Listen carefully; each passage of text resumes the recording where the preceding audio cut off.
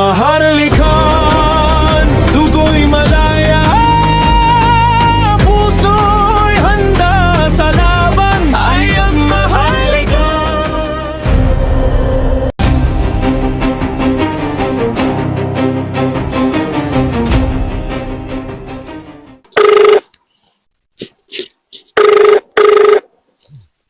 Hello, Tatang.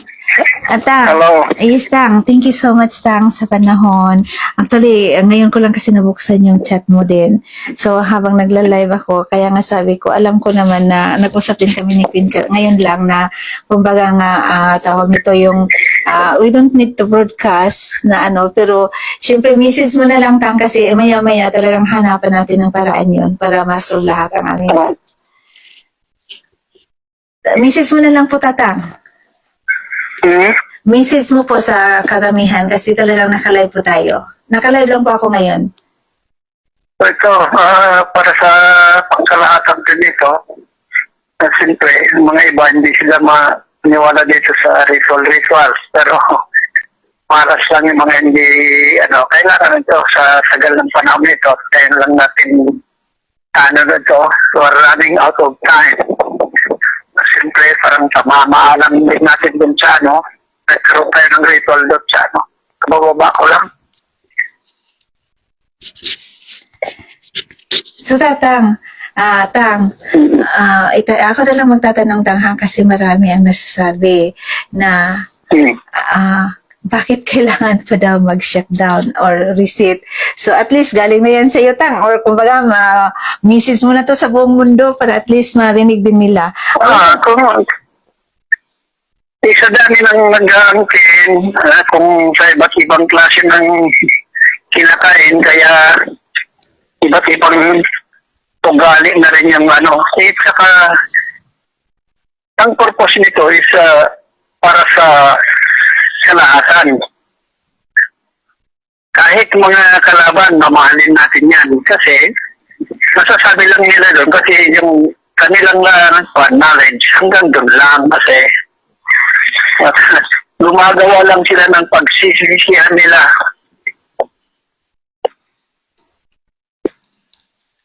Pero yan, isa sa mga 10 commandments yan, di ba? Love your enemy. Sila yung kalaban, pero tayo, hindi tayo lumalaban. Ang pag-ibig ang nananatili sa ating puso. Hindi naman natin ino-obliga sa kanila, gumagawa na lang tayo, pero ito, kung sino lang yung dyan, parang yung magandang ani sa isang hektarya, konti lang yung isa-separate mo na para sa binhi. Pero ito, walang sapilitan. Pero karamihan, mga sources to believe, ayan lang natin mga yan. May knowledge sila, pero tanungin mo sa kanila kung sila may utak, sabi nila meron. Ituturo na dun sa ulo, pero nakita na ba nila?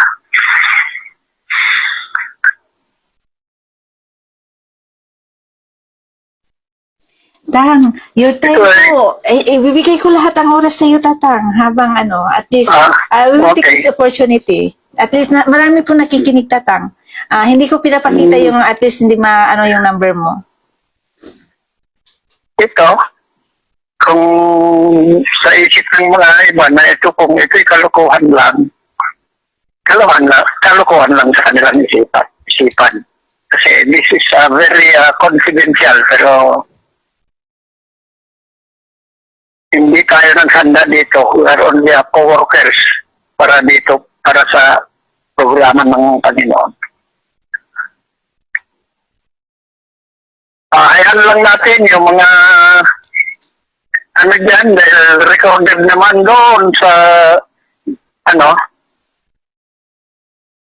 confidential books. Recorded yan. Pero false accusation lahat yan. Hindi tayo lumalaban. Tinatanggap natin lahat yan. Ang pagkaintindi sa mga maling kaisipan ng mga tao, nandyan pa rin tayo mag-intindi.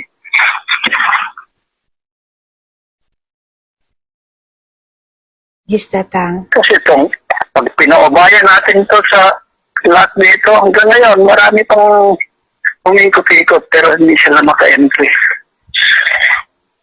Ang kala nila, parang ganun-ganun lang. Yung sinasabi ko, magsalim na lang kayo ng gamot ako. Para 3 to 4 months alam nyo, kayo ang naglagay dyan. Ito pa ako. Pinagkatiwala lang sa ating dito. At ginagampanan lang natin ng kautusan. At hindi lahat inutusan.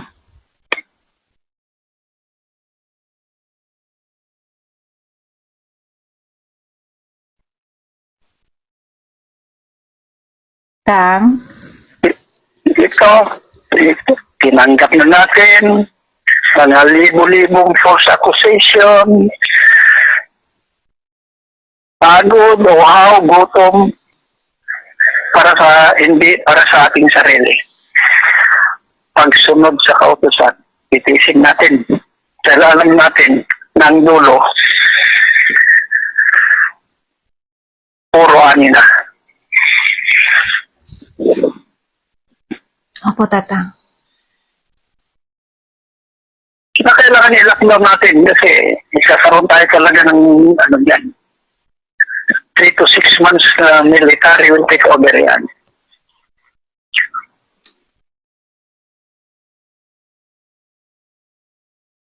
Tatang, marami pong Para sa katuparan, the word Marcos is not a family name, it's a mission. We use for medical assistance to rural communities and other sectors. Kaya hindi isang grupo lang ang implementor. Lahat ng mga umaaway sa atin na hindi naman natin sila kaaway. Benefited sila lahat dito.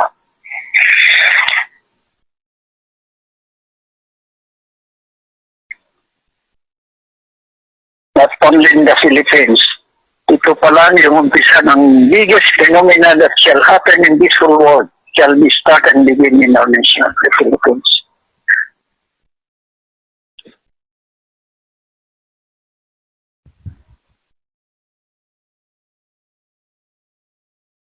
At may nakapirma doon. Walang nag-aangkin doon. Ano nakalagay doon? Ang kayamanan na yan, hindi para sa isa. Ang kayamanan na yan, hindi for the present government. But ang kayamanan na yan, this one is intended to all Filipino peoples, especially the poor. That's the real essence of bagong lipunan. Pagbabago, tunay na pagbabago ng ating lipunan.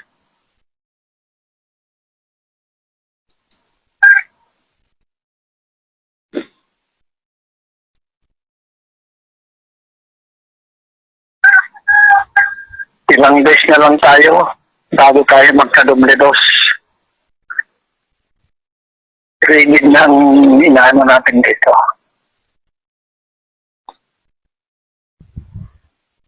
Maraming nag-o-offer dyan pero nagtatago pa rin tayo ng lantad. Hindi ako yan. Hindi lang yung ganun halaga. Million of millions ang kanilang offer pero ang ibubunga hindi maganda.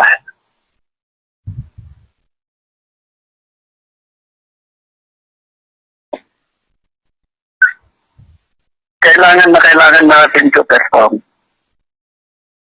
for the final.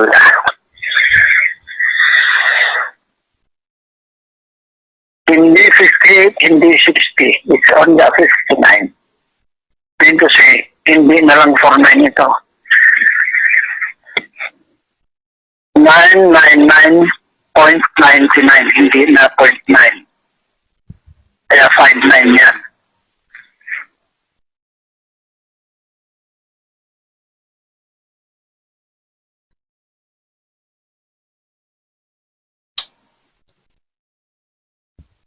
Tang, marami talaga nakikinig sa iyo, Tang.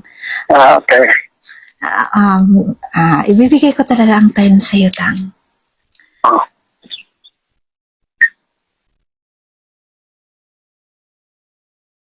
Kaya lahat naman nakikinig na hindi lahat yan ay loyal. Maraming nagkasabante. Marami nang nagpapagod, marami na rin nagkukwenta. Pero wala tayong ano dyan.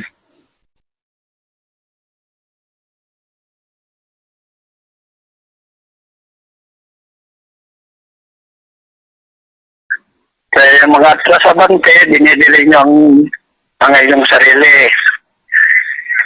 Kung pulido kayo, mas pupuliduhin pa. Unang-una inyong pag-iisip, ibabalanse sa mga gawa. Kasi word without work and deeds is dead. Nandito na tayo sa material balance.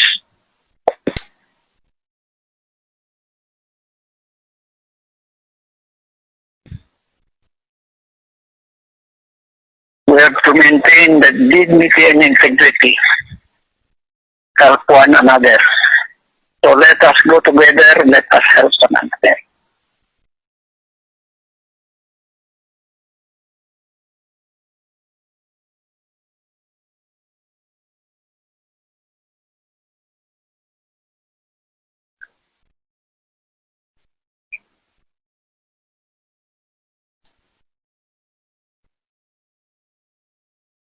Tang, Okay.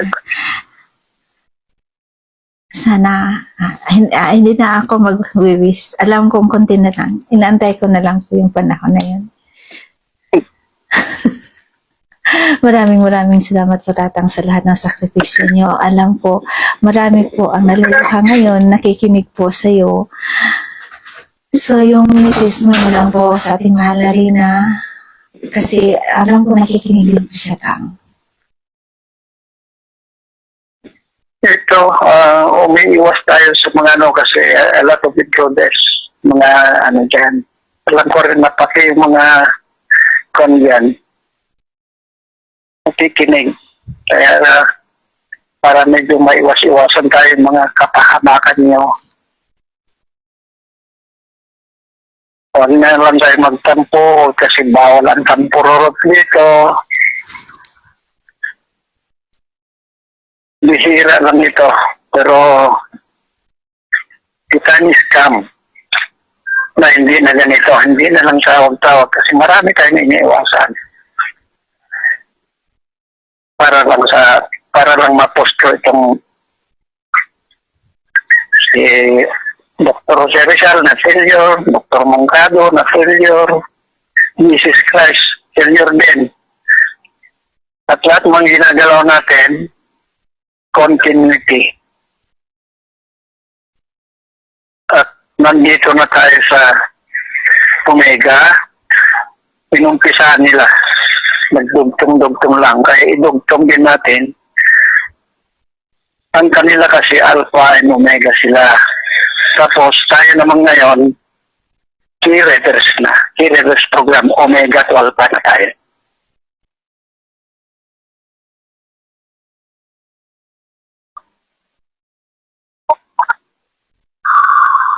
Medyo may konting sakit at may konting pait. Kasi mga iba ka, ano sila ng matamis na suha. Pagpitas, kinagat ka agad. Hindi naman nila ganan sa tamang proseso.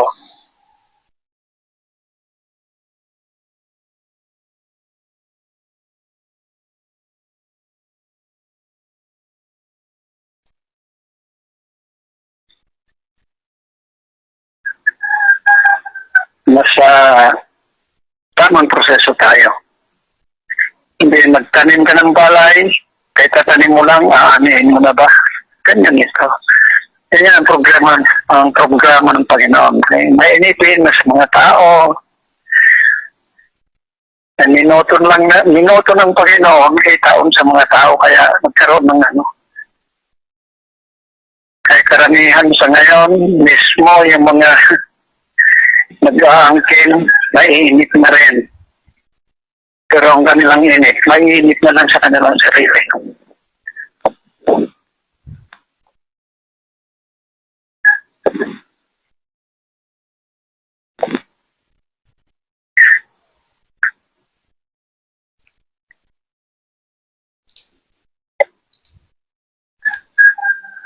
Kaya yun lang mga ano natin, huwag kayong mag-apura na ano, bihira lang ang boses. Darating na ano, magkakahalo-bilo na habang buhay. Pero hindi na habang buhay ito.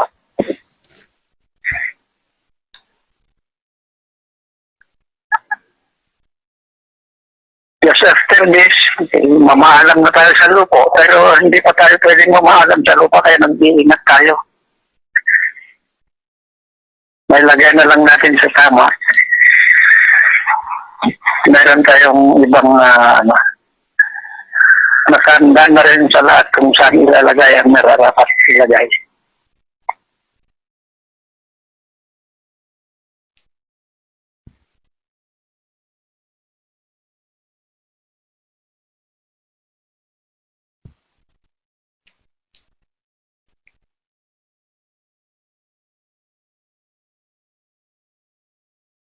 Basta ito lang, love one another,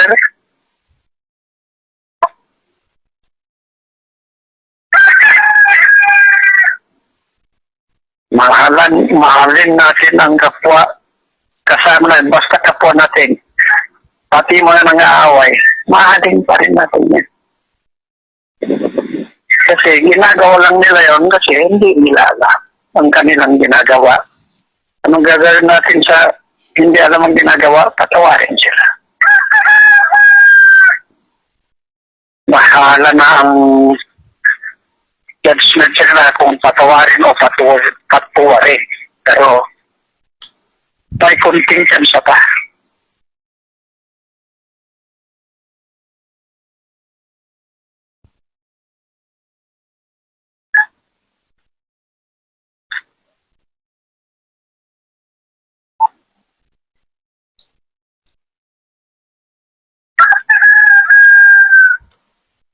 At iingatan lang natin to kung natin dito sa social media na yun. Kasi marami na tayong ano. Hindi na lang material. Kung minsan mga material, may material, hindi nakabantay sa sarili, ginagamit pa rin nila.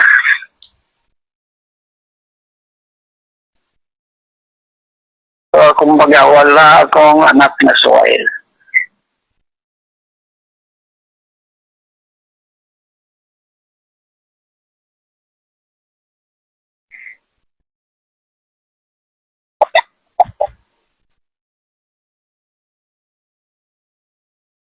So,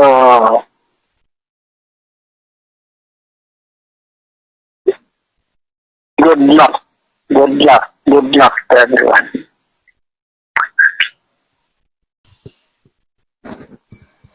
Assalamualaikum warahmatullahi wabarakatuh.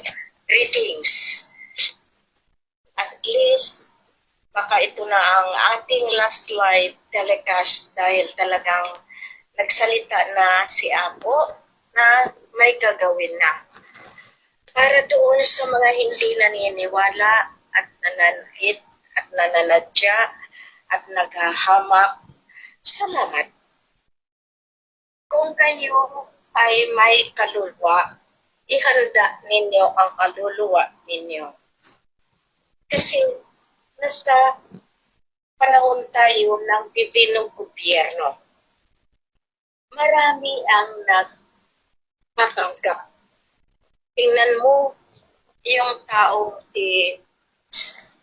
sino ba yun, yung parang isa na lang ang uod, pwede na siyang manahimik.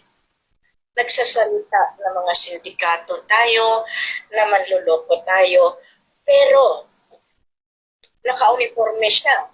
saang sekta siya, saang grupo siya. Hinihikayat ko ang bawat isa habang may panahon pa kayo. Ako, tingnan ninyo, inabuso ko ng gusto ang aking katawan. Inabuso ko ng gusto ang aking katawang lupa. Kaya, nakahiga ako palagi. Bakit? Nung ako'y umuwi, matindi ang aking enerhiya. Umaakyat sa bundok, tumatawid sa dagat. Pero nagpakita ba ako na mahina ako? Hindi.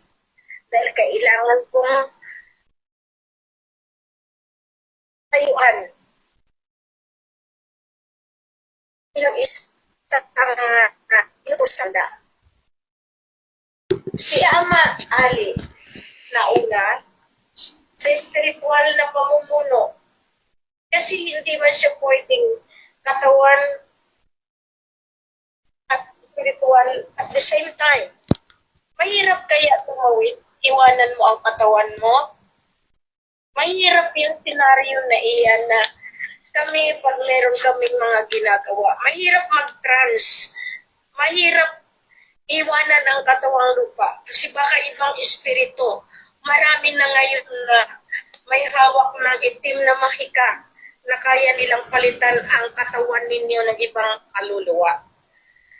Kaya nila, pero kaya ng mga lolo natin. Kaya nga, meron yung sinasabi, swapping of the spirit.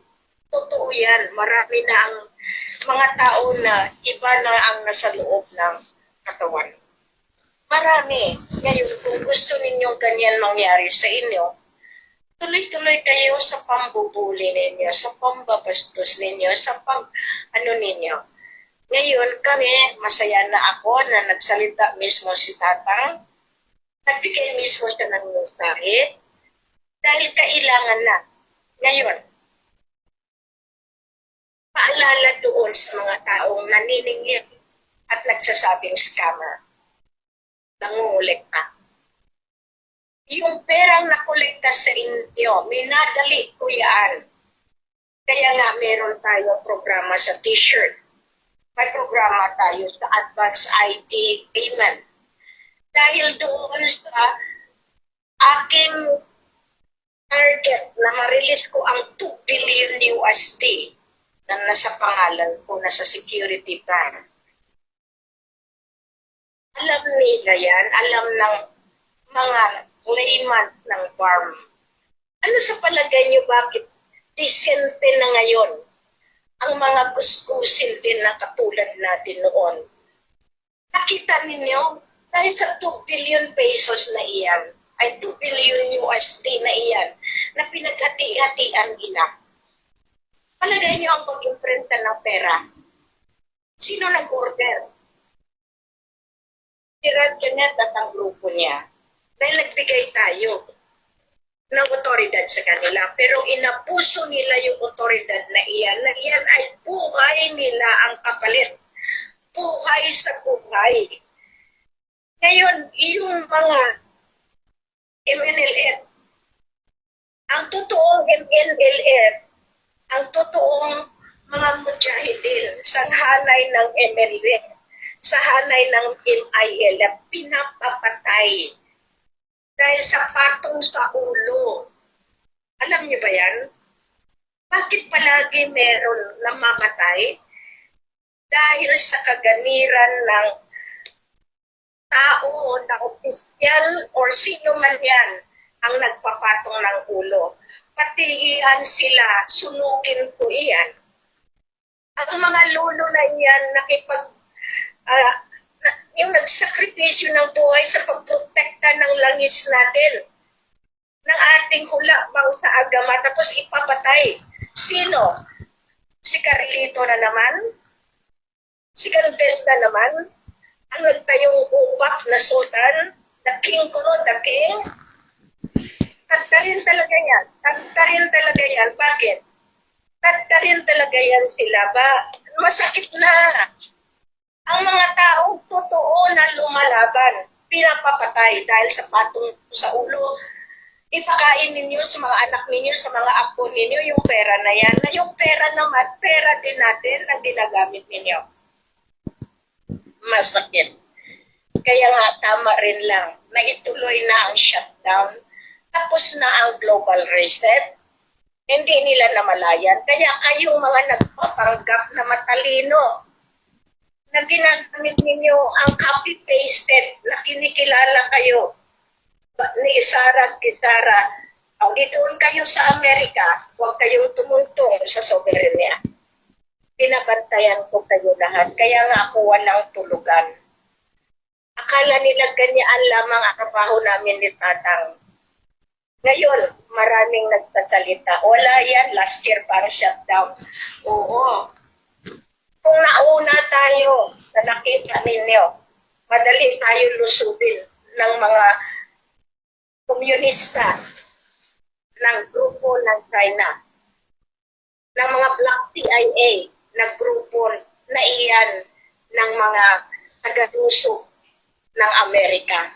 Marami kasing grupo ang bawat country. Sa atin, meron tayong mga tinatawag na utusan ng mga politiko. Iyan yung grupo na pwedeng pumatay.